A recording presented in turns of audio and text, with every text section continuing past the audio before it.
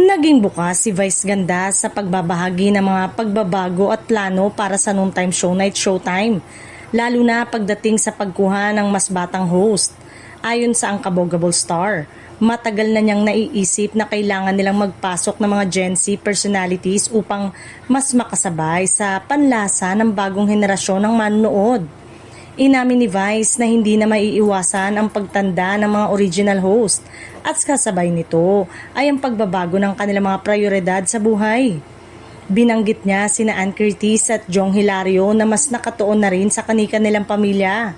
Dahil dito, mahalaga raw na may mga bagong muka na makakarelate ang mas batang audience.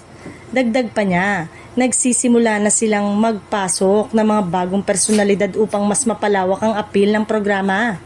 Naniniwala si Vice na mahalaga ang diversity sa personalidad ng host upang manatiling sariwa at relevant ang kanilang palabas sa masa.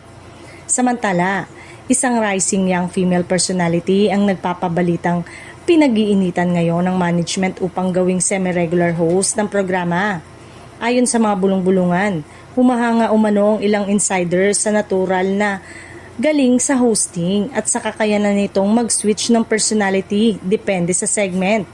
Isang katangiang hinahanap sa isang all-around performer. Bagamat hindi pa ito kinukumpirma, marami ang nagsasabing malaki ang potential nitong maging susunod na big star ng noontime TV. Bukod sa usaping showbiz, ibinahagi rin ni Vice ang kanyang karanasan bilang negosyante, partikular sa kanyang Vice Comedy Club. Aminado siyang hindi pa siya eksperto sa larangan ng negosyo lalo na sa aspetong pinansyal. Kaya umaasa siya sa mga taong kanyang pinagkakatiwalaan. Sa kabila nito, nagpapasalamat si Vice sa patuloy na suporta ng publiko sa kanyang mga proyekto, mapatelebisyon man o negosyo. Para sa kanya, mahalaga ang tamang mga tao sa paligid, sa industriya man na yan, aliwan o sa mundo ng negosyo upang mapanatili ang tagumpay at paglago sa kanyang karera.